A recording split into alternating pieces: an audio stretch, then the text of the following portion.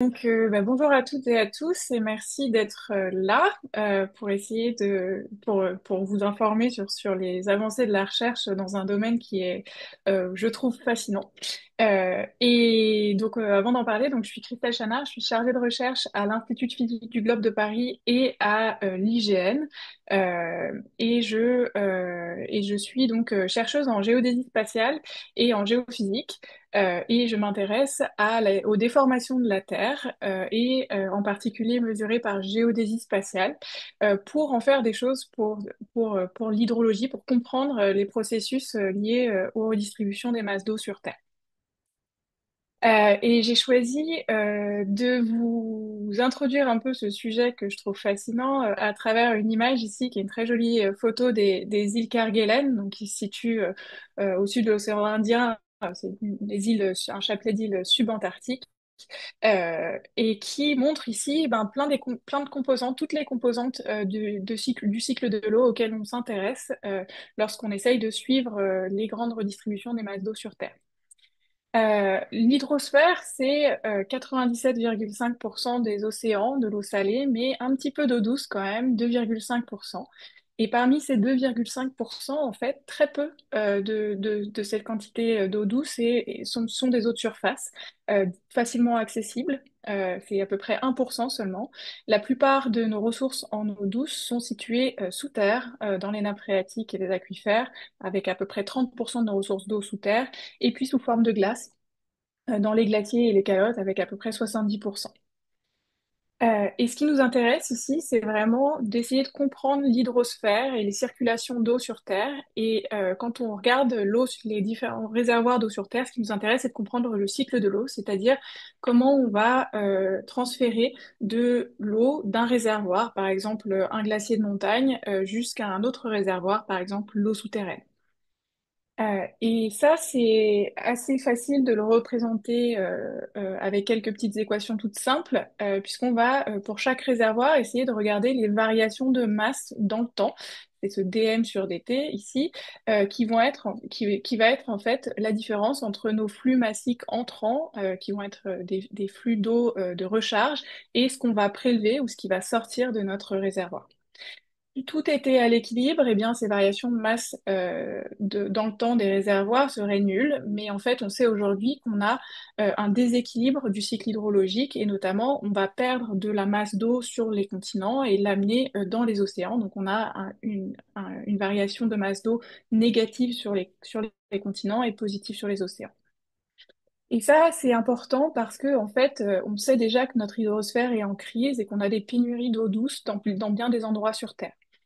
J'ai mis ici une image que j'aime bien, une figure que j'aime bien, qui a été publiée dans le New York Times il y a quelques années, et qui montre ce qu'on appelle le taux de stress hydrique, c'est-à-dire qu'on va regarder les flux d'eau entrants par rapport aux flux d'eau prélevés dans des régions. Et donc ici, plus on est rouge, plus on est dans une zone critique, où en fait on puise plus d'eau dans nos ressources qu'on ne peut la recharger par des voies naturelles, donc notamment les précipitations ou la fonte des neiges et des glaces. C'est toutes les zones que vous voyez en rouge ici. Et on voit très rapidement que des zones très densément peuplées sont déjà dans le rouge, elles puisent plus d'eau dans leurs ressources qu'elles ne peuvent en recharger, et donc on peut imaginer qu'on aura vraiment des problèmes dans ces zones très rapidement.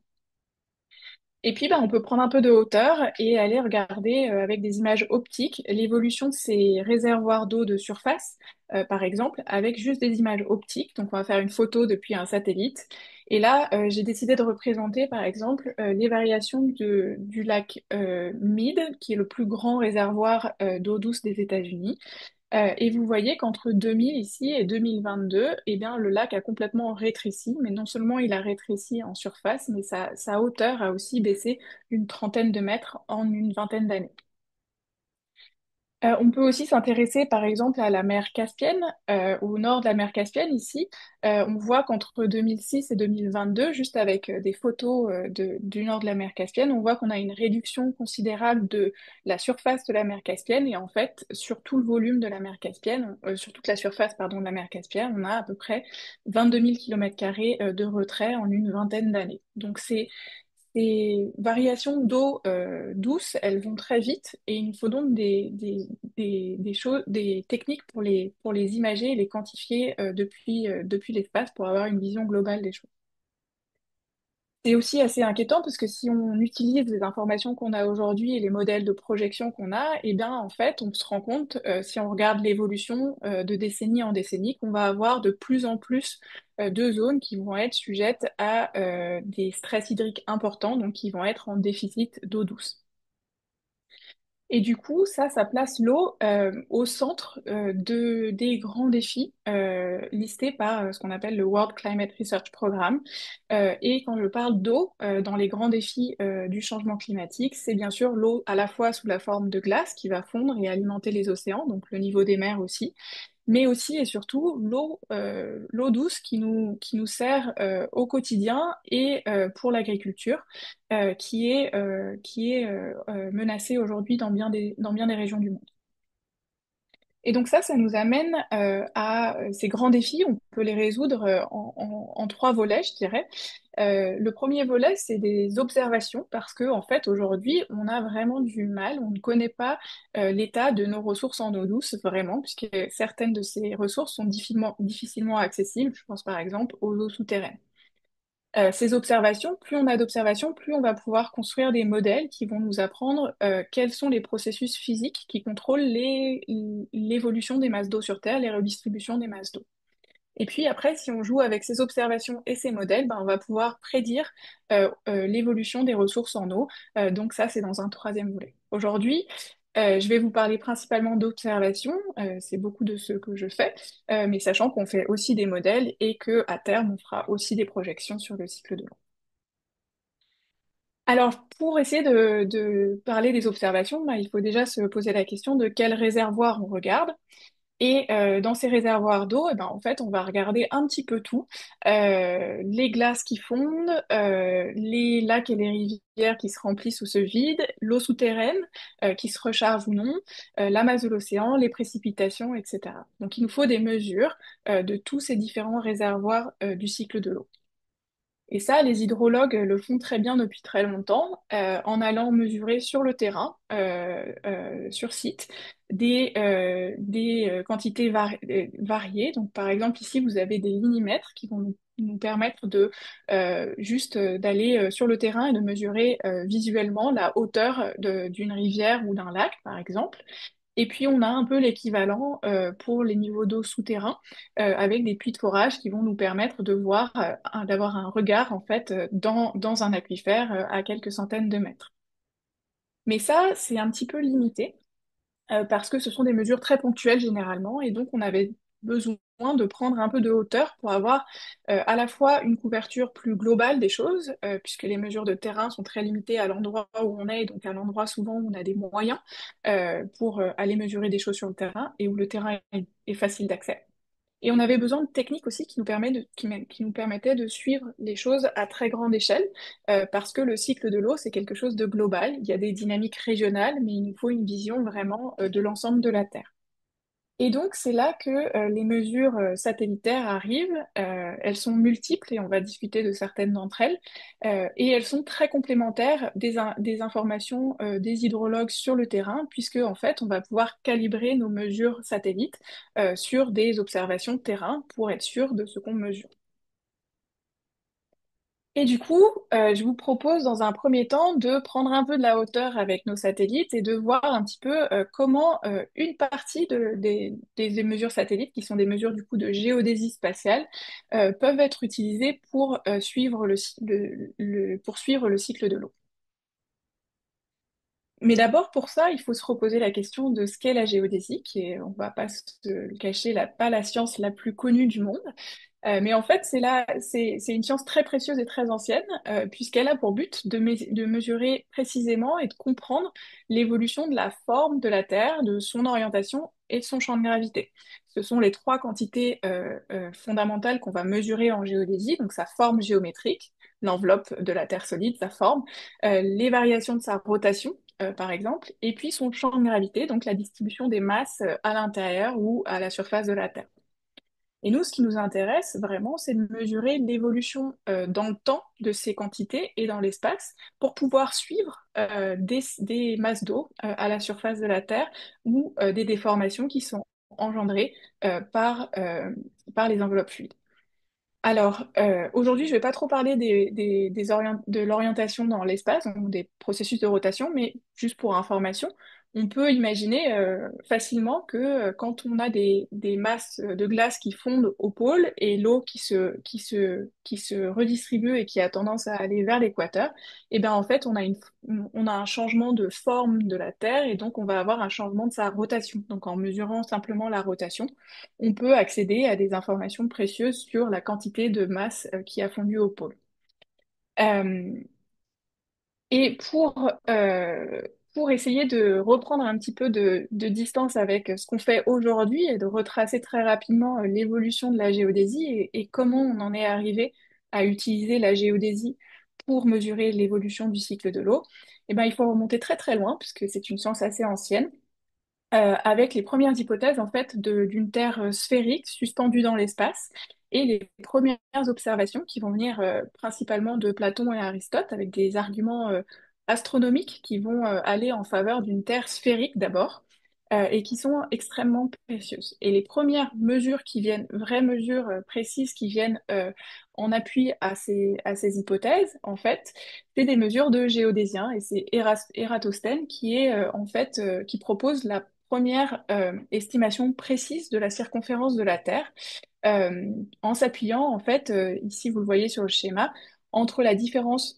sur la différence pardon d'angle du Soleil à midi au solstice d'été entre deux endroits différents, à Sienne plus au sud et à Alexandrie plus au nord, où en fait donc à Sienne le soleil est directement au zénith, mais à Alexandrie, l'angle des rayons du soleil est différent, il n'est pas au zénith. Et du coup, en calculant la distance entre ces deux points et en mesurant l'angle à Alexandrie des rayons du soleil par rapport à la verticale, et bien, finalement, Ératosthène peut dire que la Terre est sphérique et calculer sa circonférence.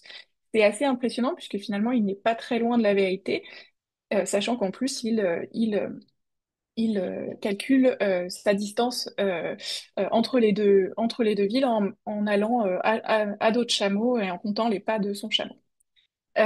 Mais du coup, ça, c'est les premières mesures assez sphériques de la Terre sphérique et il va falloir attendre vraiment très longtemps pour que de nouvelles mesures de géodésie nous permettent de remettre en question cette hypothèse d'une Terre purement sphérique. Et c'est Picard, un autre géodésien, qui va proposer ce qu'on appelle la triangulation géodésique en 1671.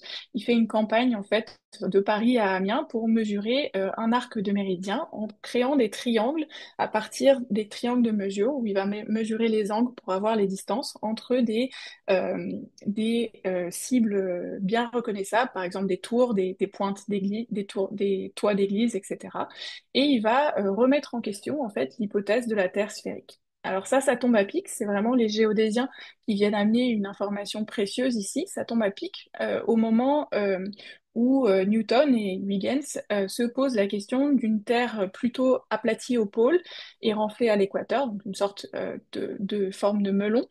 Euh, euh, une sorte de forme de melon pastèque plutôt, je devrais dire, en raison de sa rotation, et ils sont en conflit à l'époque avec les Cassini qui ont plutôt cette vision de citron. Et en fait, c'est encore une fois la géodésie ici qui va résoudre le problème et amener encore de nouvelles observations. Et c'est l'Académie française, l'Académie des sciences françaises, qui va envoyer en fait deux expéditions au Pérou et en Laponie pour mesurer l'arc de méridien et vérifier à des latitudes très différentes et vérifier la spéricité ou non de la Terre. Et d'ailleurs, au passage, c'est une de ces expéditions qui est assez incroyable et racontée ici dans ce roman qui s'appelle Le Procès des étoiles, qui vraiment est un récit scientifique historique assez intéressant. Et finalement, encore un géodésien qui nous résout finalement la Terre sphérique, sa rotation, son champ de gravité, et on a une vision à l'époque, en 1743, d'une Terre, notre vision géodésique avec nos trois quantités géodésiques que j'ai mentionnées, donc la rotation, la forme géométrique et le champ de gravité. Très rapidement, les choses évoluent à la fois d'un point de vue théorique et puis parce qu'on commence à financer des campagnes de mesure et des développements instrumentaux. Et on arrive au modèle que vous connaissez, qui est le modèle de géoïde, qui est une sorte de forme de surface d'équilibre de la Terre. Et cette vision, qui au départ est complètement statique, va très rapidement devenir dynamique, puisqu'on se rend compte que cette forme d'équilibre de la Terre va être modifiée, par exemple, quand on va avoir une réponse de la Terre solide au grand phénomène de déglaciation, qui va durer très longtemps dans le temps et qui va modifier, redistribuer les masses à l'intérieur de la Terre. Et donc on en arrive là, on a une Terre qui a une forme d'équilibre qui est dynamique, qui peut bouger en fonction des redistributions des masses d'eau et de la réponse de la Terre solide. Et finalement, il va falloir encore attendre un bon moment pour arriver à ce qu'on appelle notre ère des satellites, qui va vraiment permettre de quantifier depuis l'espace toutes ces déformations géodésiques de la Terre liées à la fois à la dynamique interne de la Terre solide, mais aussi aux variations des enveloppes fluides. Et alors là, je vous ai mis quelques missions satellites clés parce que je pense que c'est important de retracer un petit peu l'évolution de ce qu'on fait et d'en arriver pour en arriver là où on en est aujourd'hui.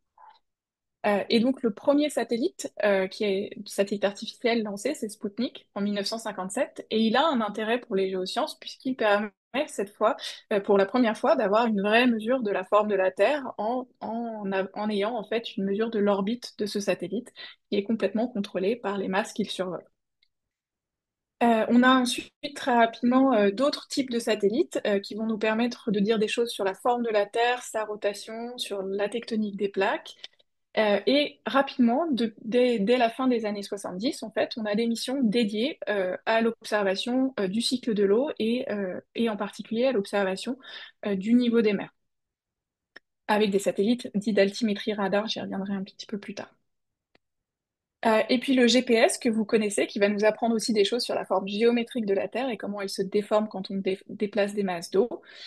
Et puis après, on avance vraiment très vite, on gagne en précision, on gagne en couverture spatiale et temporelle, et on a une première révolution qui est l'altimétrie précise, qui va nous permettre de vraiment comprendre les circulations atmosphériques et le niveau des mers précis, et qui va nous permettre en fait de mesurer les effets du changement climatique.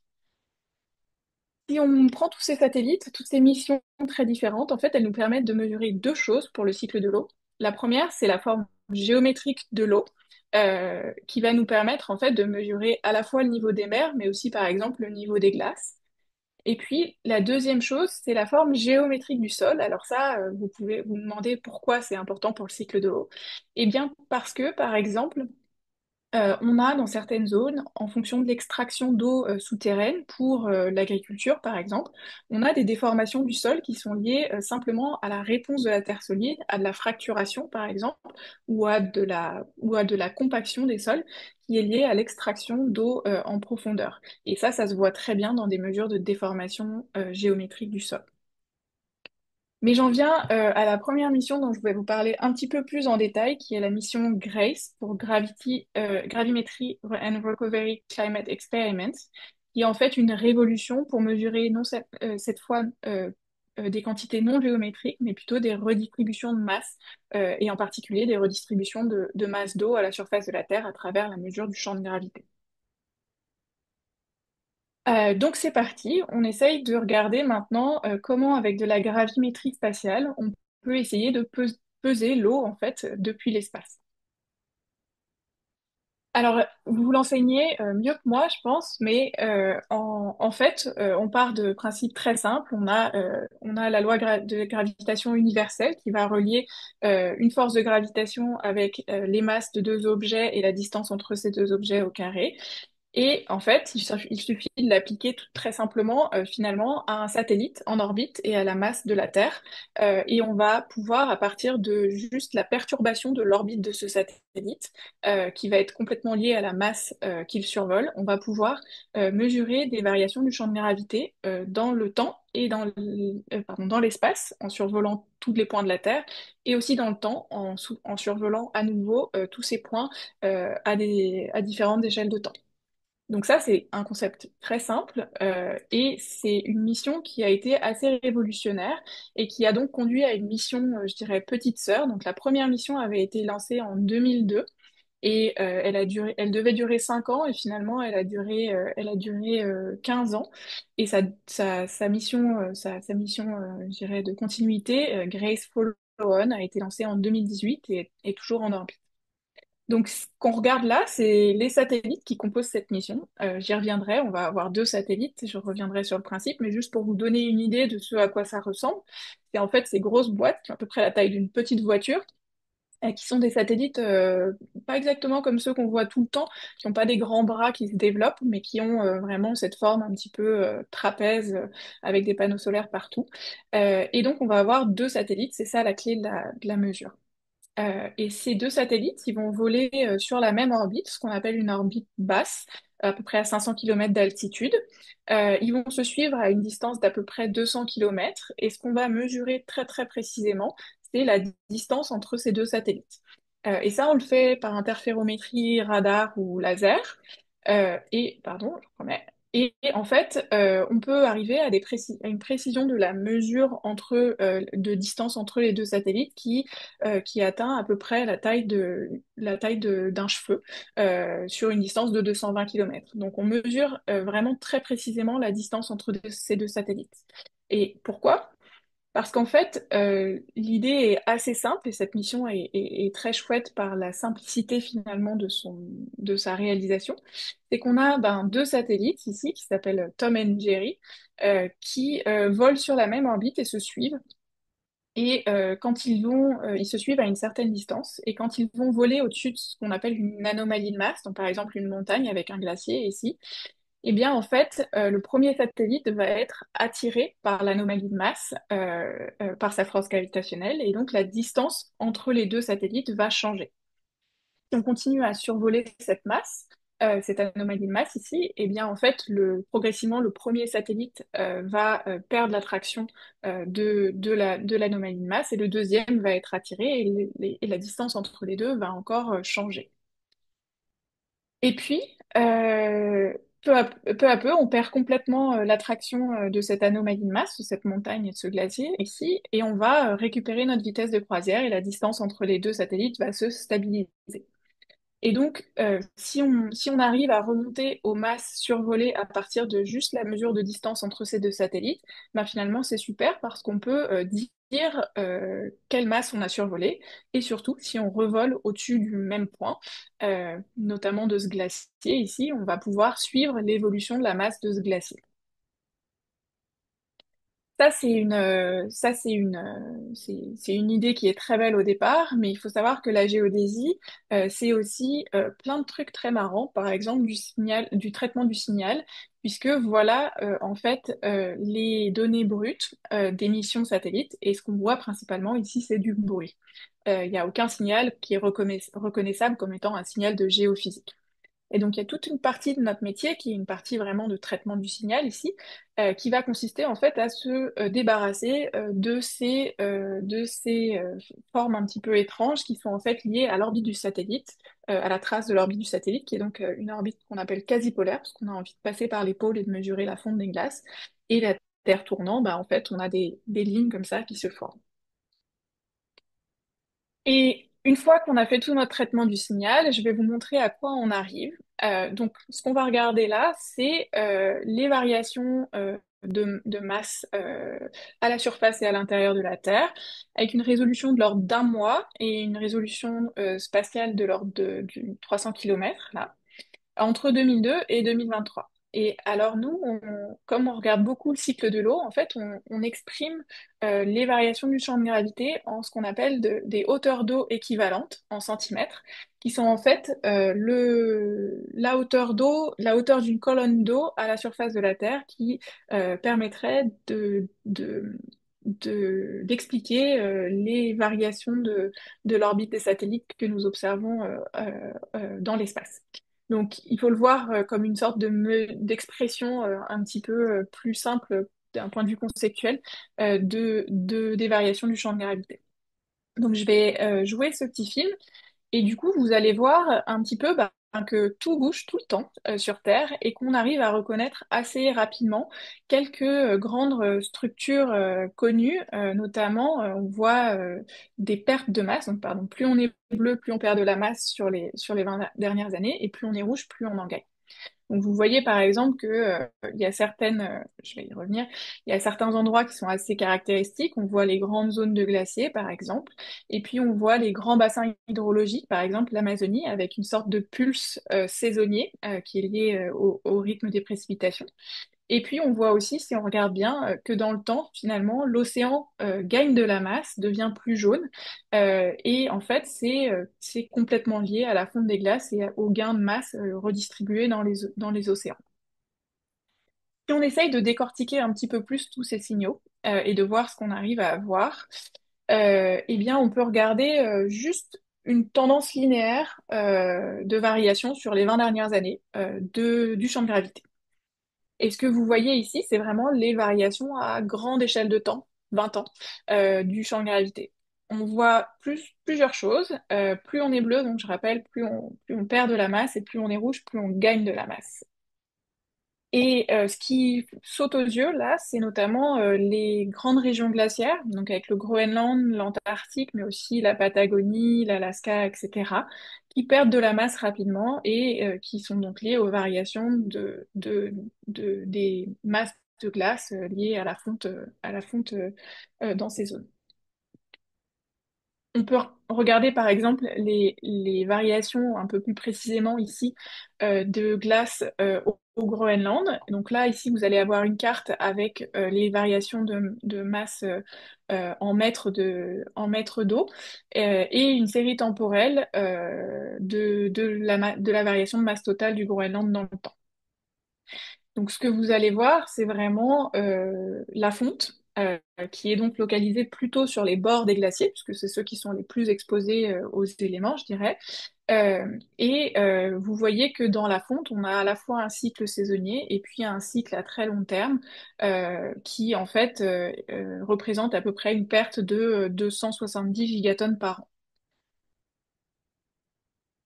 Je vais jusqu'au bout. Vous voyez aussi que ces zones qui fondent sont assez étendues. Ça, c'est aussi lié à à notre résolution spatiale des données GRACE qui n'est pas super puisque c'est à peu près 300 km, mais on arrive quand même à peser des masses d'eau, donc c'est très important. On peut aussi regarder la même chose sur l'Antarctique, par exemple. Vous allez voir qu'on a aussi un cycle saisonnier de fonte qui est un petit peu plus difficile à voir ici, mais on a aussi et surtout une perte à très grande échelle, à longue échelle de temps, pardon, qui est à peu près qui représente à peu près la moitié de celle du Groenland, avec à peu près 150 gigatonnes par an. On voit aussi que la fonte a une structure spatiale vraiment plus compliquée. On ne fond pas partout sur tous les bords, mais il y a des zones qui fondent vraiment beaucoup plus vite qui méritent d'être regardées de très près. Je reviens sur ma carte et sur les autres types de signaux qu'on peut voir dans les variations du champ de gravité. Et notamment, ici, on peut voir aussi des signaux qui sont non pas liés au cycle hydrologique, mais bien à la Terre solide. On a en fait un mélange de tous ces signaux dans nos données. Par exemple, on voit les grandes zones de rebond post-glaciaire, donc c'est-à-dire de déformation de la Terre solide, aujourd'hui toujours liées à la fonte des grandes calottes il y a plusieurs milliers d'années. Euh, et on voit aussi des signatures ici de grands tremblements de terre, puisque quand on va avoir un très grand tremblement de terre, on va avoir en fait des mouvements de plaques en profondeur qui vont conduire à des redistributions de masse à l'intérieur de la Terre qu'on va aussi pouvoir capturer. Rebond post-glaciaire, j'avais oublié. Donc le rebond post-glaciaire, du coup, j'avais mis une petite image un petit peu en zoom ici avec du coup ces masses de glace qui vont fondre et donc le manteau ou la terre solide qui va avoir une réponse viscoélastique qu'on va pouvoir toujours capturer aujourd'hui avec des vitesses de déformation à la surface qui sont de l'ordre du centimètre par an. Et puis finalement, pardon, j'en viens enfin à l'hydrologie continentale, qui est ce sur quoi je vais me focaliser vraiment dans la suite. L'hydrologie continentale, on la voit un petit peu partout. Vous pouvez voir par exemple une perte de masse d'eau autour de la mer Caspienne, je vais y revenir. Mais aussi on voit des grandes zones agricoles, par exemple en Californie, on sait qu'on perd de la masse d'eau par pompage hydraulique dans l'aquifère de Californie pour l'agriculture. Si je m'attarde un petit peu sur la mer Caspienne, ici, c'est ce que je vous montrais tout à l'heure. En fait, la mer Caspienne perd de la masse assez rapidement, avec un signal assez fort, sur une zone très étendue. Et donc, on peut essayer de regarder ça de plus près. Donc ça, c'est la même carte que celle que je vous ai montrée, mais un petit peu zoomée sur la mer Caspienne. Donc, ce qu'on est en train de regarder ici, c'est toujours les variations du champ de gravité entre 2003 et 2022 exprimé en hauteur d'eau équivalente par an. Et donc, plus on est bleu, plus on perd de la masse. Donc, ce que vous voyez tout de suite, c'est que la mer Caspienne, dont les contours sont dessinés en rouge ici, euh, dans cette région, on perd beaucoup de masse et on voit que on voit un petit peu flou autour de la mer Caspienne. Ça, c'est complètement lié à nos données qui sont en fait assez peu spatialement résolues, mais qui sont quand même précieuses. Euh, Vous voyez que on va avoir forcément des erreurs et des incertitudes qui sont liées du coup aux données directement, parce qu'on n'a pas vraiment cette forme de la mer Caspienne qu'on a envie de mesurer, et puis on a plein d'autres erreurs qui viennent. On a ce signal qui est un peu flou. Et puis surtout, finalement, cette mesure, elle intègre plein de processus différents qui vont se superposer. Donc on a parlé des signaux qui venaient de la cryosphère, on a parlé des signaux qui venaient de la Terre solide, du rebond post-glaciaire, des tremblements de terre, etc. Et vous voyez que même dans cette zone ici, on a une tache jaune qui se superpose en fait à cette tache bleue qui est la mer Caspienne. Cette tache jaune, en fait, c'est une grande zone agricole avec plein de retenues d'eau au Turkménistan qui, en fait, en apparence, fait gagner de la masse à cette zone. Et donc, on voit qu'on va avoir un vrai problème à distinguer un petit peu toutes ces sources de données et à aller essayer de capturer ce qui nous intéresse. Comme on sait qu'on a plein d'erreurs, une des techniques qu'on utilise souvent, c'est d'essayer de superposer ou de mesurer la même chose avec plusieurs techniques différentes. Donc là, vous avez pour la mer Caspienne, dans le temps, les variations de volume déjà mesurées par Grace, c'est la courbe en rouge. Donc on voit que la mer Caspienne s'assèche assez vite avec un fort signal saisonnier qui est lié à l'alimentation de la mer Caspienne par la Volga, etc. Et on a donc un taux de perte de volume qui est de l'ordre de moins 36 km3 par an. Moins 36 km3 par an, c'est pas énorme, on pourrait penser, mais en fait, c'est à peu près la consommation annuelle d'eau en France, et c'est à peu près 40% du lac Léman, donc c'est quelque chose d'assez important. Et donc, toutes les erreurs de mesure, même petites, qu'on va faire sur ce volume, sont assez cruciales, en fait, pour bien comprendre ce qui se passe dans cette zone. Et donc, ce qu'on fait généralement, c'est qu'on essaye de comparer cette mesure satellitaire avec d'autres types de mesures, soit sol, pour vérifier que ce qu'on mesure, par exemple, à travers des mesures de marégraphe sur les variations du volume d'eau de la mer Caspienne, ou à travers altimétrie spatiale, qui va être sensible différemment à des variations de volume d'eau et qui va avoir des erreurs un peu différentes. On peut constater que en fait, ces trois techniques très différentes vont produire à peu près le même signal et donc on capture bien l'assèchement de la mer Caspienne. On peut donc quantifier une sorte d'incertitude à partir de ces trois types de mesures. Et cette incertitude, elle est de l'ordre du volume du lac d'Annecy, donc c'est pas rien. On a encore beaucoup de travail dans cette direction pour essayer de mesurer au mieux les variations des masses d'eau à la surface. Et ça, c'est très important puisque, en fait, ces mesures précises des variations de volume de la mer Caspienne aujourd'hui et les incertitudes associées, en fait, elles nous permettent à la fois de mieux comprendre l'évolution de la mer Caspienne, des ressources en eau ici, euh, en contexte de changement climatique, mais aussi elles sont essentielles au modèle de projection.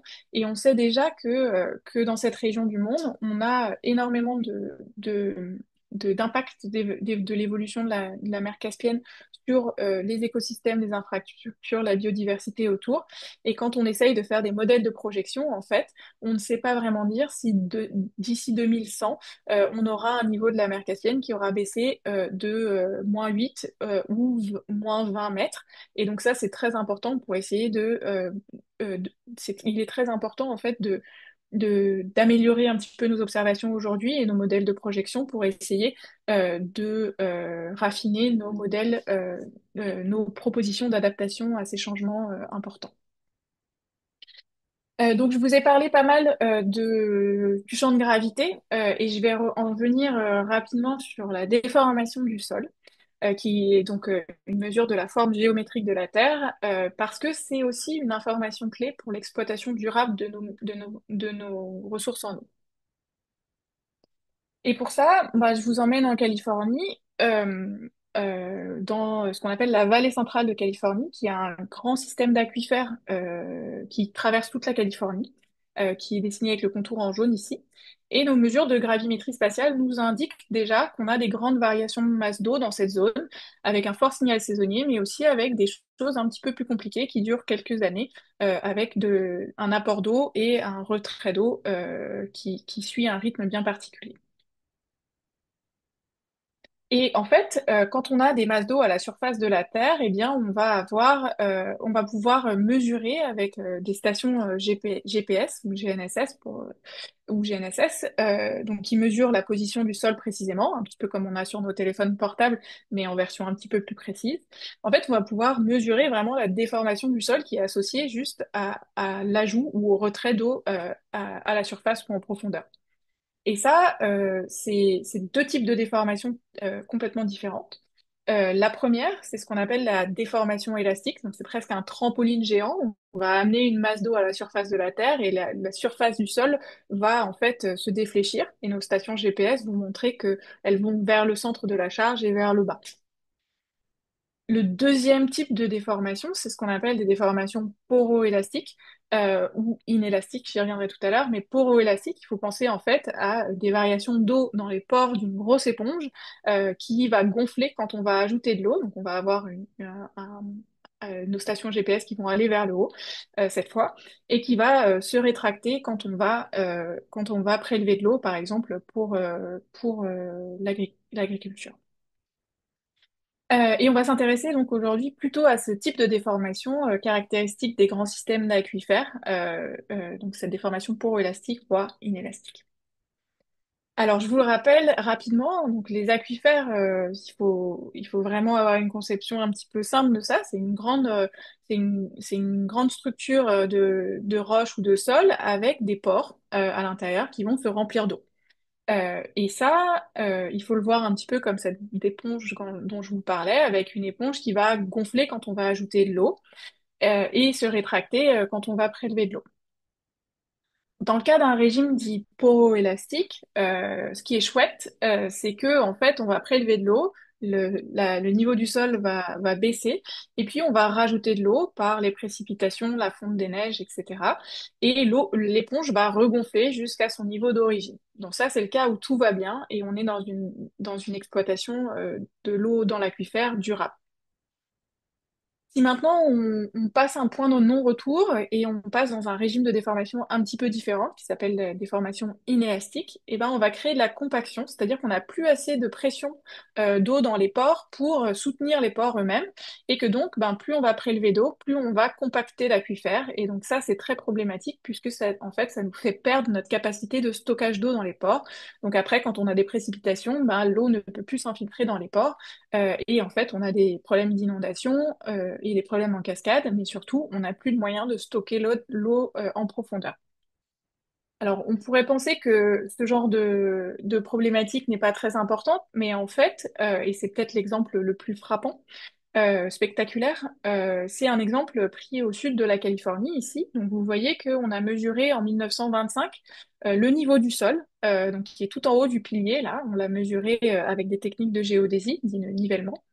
Et en 1977, le niveau du sol est au niveau des pieds du monsieur ici, donc on a une compaction de l'ordre d'une dizaine de mètres en quelques décennies. Donc ça va très vite et tout ça, c'est de la perte de capacité de stockage d'eau en profondeur, là où elle est bien en sécurité.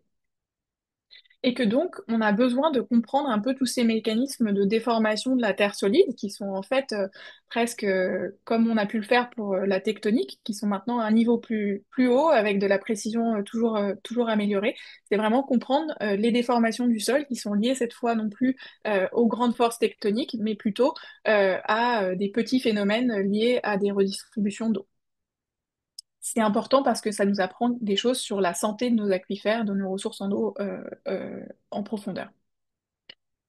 Alors, je vous amène rapidement du coup dans ce bassin de la Californie et je vous dis un petit peu ce qu'on peut en conclure. Donc, ce système d'aquifère, vous voyez, c'est un grand bassin sédimentaire en fait qui se remplit avec l'érosion des chaînes de montagnes autour et qui donc contient de l'eau dans ses pores et de l'eau qui est très exploitée pour l'agriculture en Californie.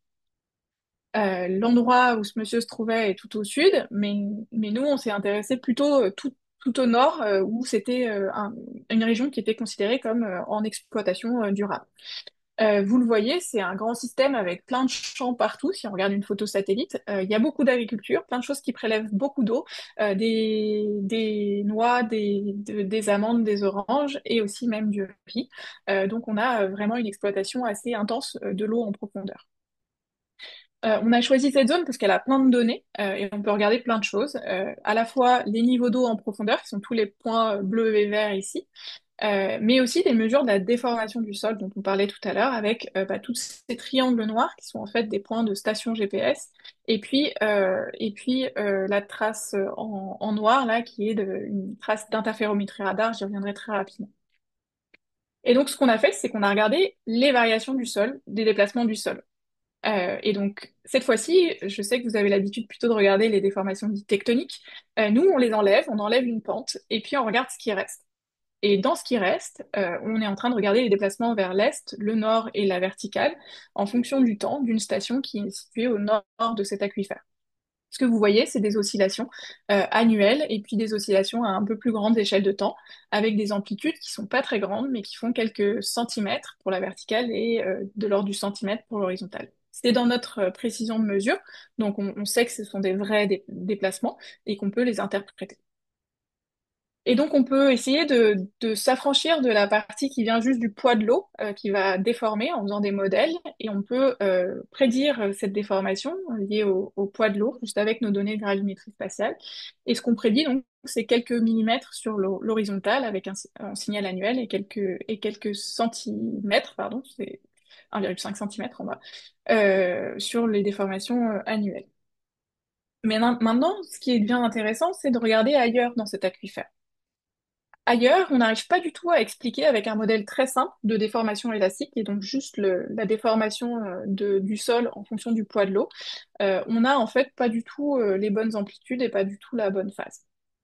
Et ça, c'est intéressant parce qu'en fait, on peut commencer à se demander si on retire le premier modèle, si ces déformations sont liées plutôt à l'effet de l'éponge de l'aquifère, et donc si on peut les expliquer avec les niveaux d'eau souterrains. On peut regarder ces niveaux d'eau souterrains et ce qu'on voit, c'est qu'en profondeur, on a des variations d'eau qui font de l'ordre de qui sont de l'ordre de quelques dizaines de mètres. En gris, vous avez toutes les mesures dans tout l'aquifère et en bleu, c'est la moyenne. Donc on voit qu'on a à la fois un gros signal annuel et puis aussi des choses à un peu plus grande échelle de temps. Ces signaux à plus grande échelle de temps, en fait, sont complètement liés aux périodes de sécheresse de la Californie. Plus on est en période de sécheresse, plus on va devoir prélever de l'eau dans les aquifères en profondeur, et plus on va vider l'aquifère et risquer de l'endommager en passant un point de non-retour et en le compactant. Et donc on peut se poser la question de quelle est la déformation qui est liée au niveau d'eau, et en fait, On peut le faire pour des stations GNSS ponctuelles, mais on peut aussi, et il faut le faire, passer à une échelle de couverture de la déformation du sol qui soit beaucoup plus résolue, notamment en utilisant ce qu'on appelle l'interférométrie radar à synthèse d'ouverture, qui est en fait une méthode d'imagerie radar qu'on va utiliser pour faire des cartes de déformation du sol en envoyant une onde qui va être rétrodiffusée et qu'on va recapter avec notre satellite et en faisant des différences entre ces différentes images, on va pouvoir voir l'évolution de la déformation du sol. Si on fait ça, et c'est ce qu'on voit ici, voilà la partie de la déformation qui suit le niveau d'eau, donc c'est la partie poroélastique, et on voit très bien qu'il y a des oscillations saisonnières et des déformations qui font quelques centimètres par an. Maintenant, cette déformation, elle est complètement liée au niveau d'eau. On a extrait que cette partie-là. Et c'est très intéressant, ça, parce qu'on peut dire des choses sur ce qu'on appelle le niveau de, le coefficient, pardon, de stockage élastique du sol, c'est-à-dire quelle quantité d'eau on va pouvoir stocker dans notre aquifère. Donc ça, c'est intéressant parce que on peut cartographier, pardon, pour les gens qui ont qui peuvent créer des politiques publiques de réinfiltration d'eau, par exemple, on peut créer des cartes qui leur permettent de savoir où réinfiltrer de l'eau. Je crois que le temps passe un petit peu, je vais peut-être juste passer ça. Donc, il y a plein de choses très intéressantes dans ces données. Je vous dis juste, j'ai encore 5 minutes ou pas? En fait, tu peux avoir 5 minutes parce qu'il n'y a pas de questions. Donc, Ah, il n'y a pas de questions. continue. D'accord. Tu as tout Ok, dit. mais n'hésitez pas à poser des questions. Je vais peut-être trop Exactement. vite. Il y a plein de choses très intéressantes qu'on peut voir dans ces données, notamment des failles qui vont faire office de barrière à la transmission d'eau. Ça, c'est intéressant, parce que ça pose plein de questions sur les déformations autour de ces failles et à quel point ça peut être un problème pour le risque sismique.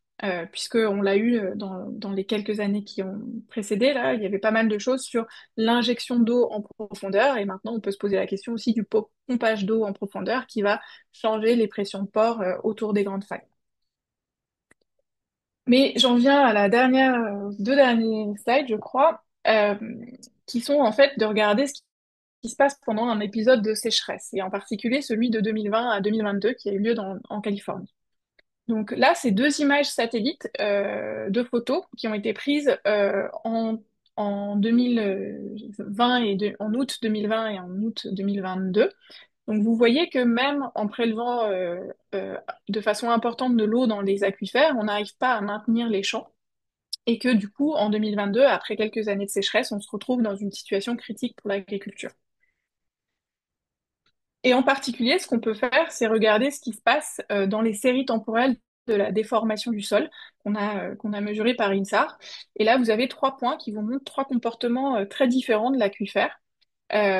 Dans certains endroits, en fait, il n'y a pas d'accélération de la déformation dans le temps, tout va bien. Par contre, dans d'autres endroits, eh ben, en fait, on a un sol qui se compacte d'une soixantaine de centimètres dans certains endroits, d'une soixantaine de centimètres par an, pardon. Et ça, c'est assez impressionnant, c'est quelque chose qui va très vite. Et en fait, c'est ce point de non-retour qu'on passe et où on change de régime et du coup, on va commencer à compacter l'aquifère et donc à perdre notre capacité de stockage en eau. Si on regarde ça en carte et qu'on essaye vraiment de quantifier ces deux choses, ben on voit qu'en fait, on n'avait pas du tout de compaction avant 2021, mais qu'après 2021, il y a une grande zone en fait de cet aquifère au sud, là où on pompait beaucoup d'eau, qui commence à se compacter de façon impressionnante avec des taux de compaction qui atteignent plusieurs dizaines de centimètres par an.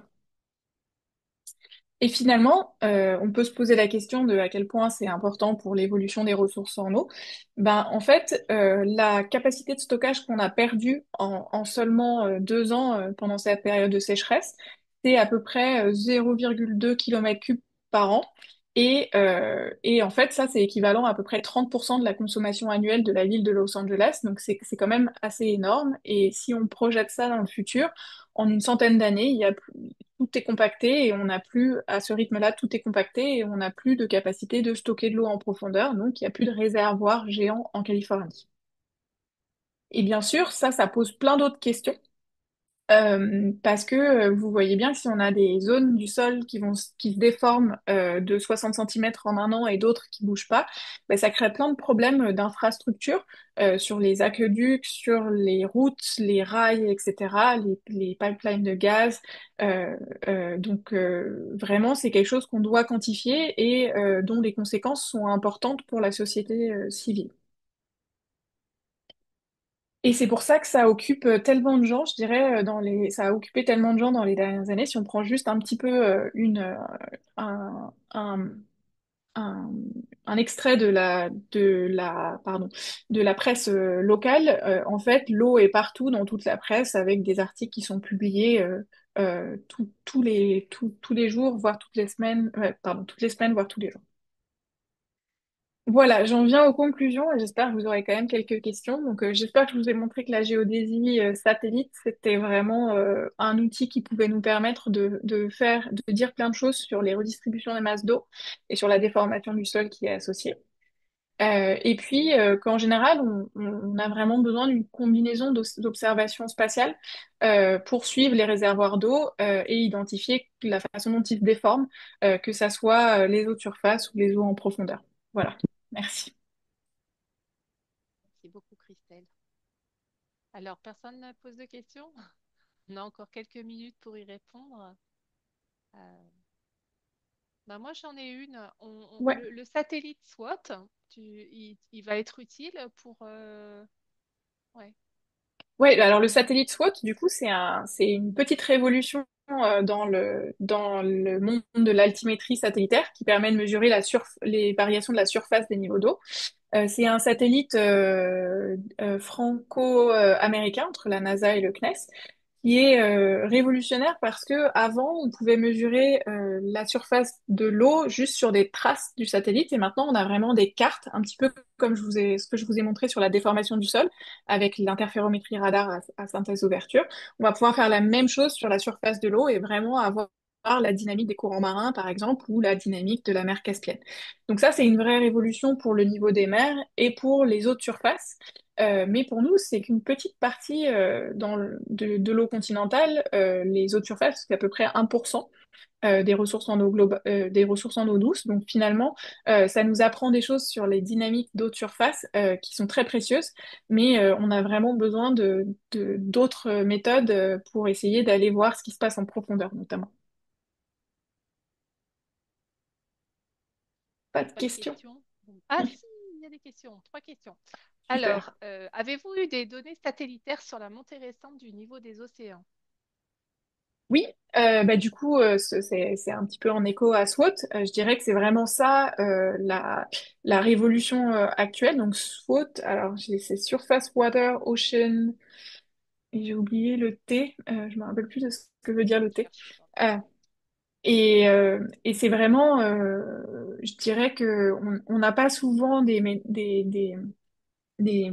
missions satellites qui révolutionnent un peu les choses, mais donc SWOT nous permet de voir avec vraiment plus de détails spatialement et temporellement l'évolution de la dynamique des eaux de surface. Donc je pense que pour l'océan, ça va nous permettre de voir plein de choses qui sont liées aux courants marins qu'on n'arrivait pas très bien à résoudre, qui sont des grandes questions pour l'évolution de la dynamique océanique, par exemple.